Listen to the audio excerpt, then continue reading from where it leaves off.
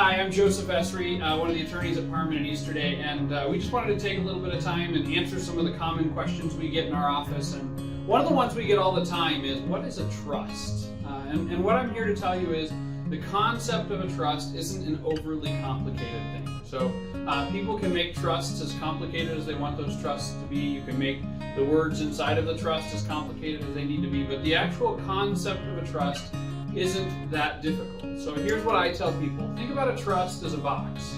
Really, a trust is a contract. If you're a single person, it's a contract between you and yourself.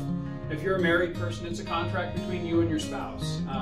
And that contract is really simple. That contract says, here's what I want to happen in the event that I'm incapacitated and can't handle things for myself. And here's what I want to happen if I'm gone and I need somebody to take over and administer my estate. And what the laws of the state of Missouri and the laws of the state of Kansas say is if you have a trust and you get your assets into the trust, the process is called funding the trust, then the terms of the trust control, and we don't have to do anything else. In other words, the state doesn't get involved, the courts aren't involved, nothing is public, everything is private, and what you say in your trust happens, and it just happens automatically.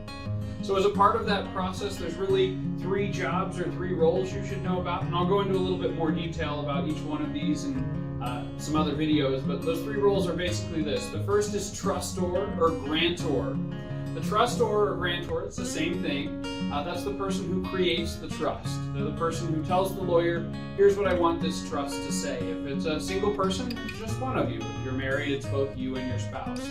The second role is the role of trustee. That's the person in charge of the trust. After you're gone, that person is the executor, but while you're alive, you're usually your own trustee. And then the third job is the job of beneficiary. A beneficiary is the person who's entitled to receive everything out of the trust. Again, most of the time while you're alive, you're the beneficiary. But after you're gone, you've picked who the successor beneficiaries are. So sometimes that's children, sometimes that's brother and sisters, sometimes that's charities. The different roles inside of the trust are all roles that you pick, and there's lots of information about how those different roles work and what it looks like inside of a trust on our website. And we're always here to answer questions for you about that. But that is basically what a trust is. And don't let anything you read online or in books or let anybody tell you that the actual concept of a trust is any more complicated than that. A trust is simply a contract that says, here's how I want my things handled in the event that I can't handle them myself.